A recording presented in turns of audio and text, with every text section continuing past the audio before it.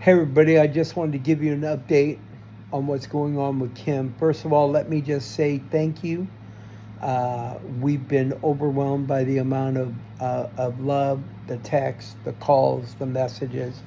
I will let you know that Kim is still in the ICU unit and she can't return any calls or anything like that.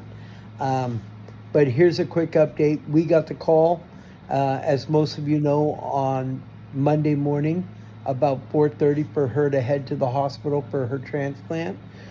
We went up there. They did dialysis on her before the transplant. They put the transplanted kidney in, and that first night it seemed to be working very well. Tuesday morning, when I left the hospital, the kidney seemed to be, everything seemed to be going the way it should. Uh, Midday on Tuesday, they sent her in for dialysis there at the hospital, and they wanted to try to bring some of her numbers down, and she was retaining some fluid. They were unsuccessful. They tried again on last night. They were again unsuccessful, and they found out that her fistula was not working.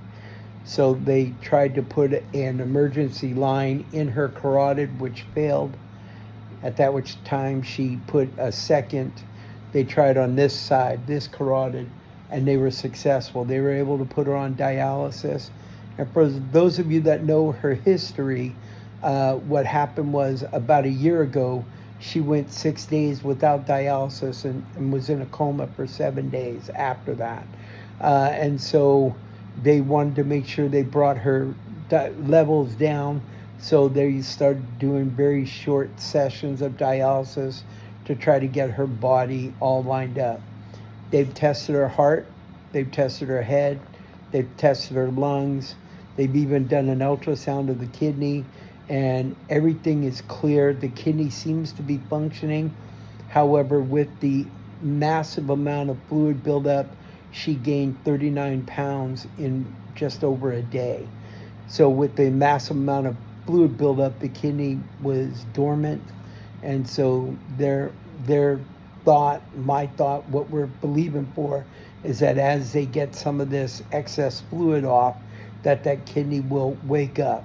They said it happens in about 20% of people who receive transplants. So for those of you that have been journeying with us, it's been a 5-year ordeal, and she got the kidney. And I was overwhelmed by the amount of messages, calls, and texts from all over the globe. So thank you. My wife thanks you, even though she can't tell you herself yet. Somebody asked me a few minutes ago, is she out of the woods? And I said, well, she's not out of the woods yet. However, she's at the edge of the forest and she can see light. So we're just going to believe that this dialysis, it's going to be slow because they want to be careful not to shock her system again.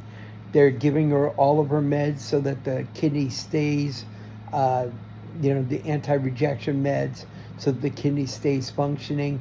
And we're just going to believe that it's going to wake up in the name of Jesus, and she'll be able to start to process these fluids and be on the road to recovery. So timeline, they're saying maybe a week or so in ICU, and then after she gets out of ICU, it'll be 4, 5, 6, 7, we're not sure how many days until she gets released from the hospital. So please pray. I will try to update everybody again. I've spent 7.5 hours on the phone trying to update people. I apologize if I didn't get back to you personally, but I will make regular updates here to our church's feed. I'll post it on our socials, and it'll also be available on YouTube for those of you that don't have Facebook or socials. God bless you. Thank you. And just keep us in your prayers.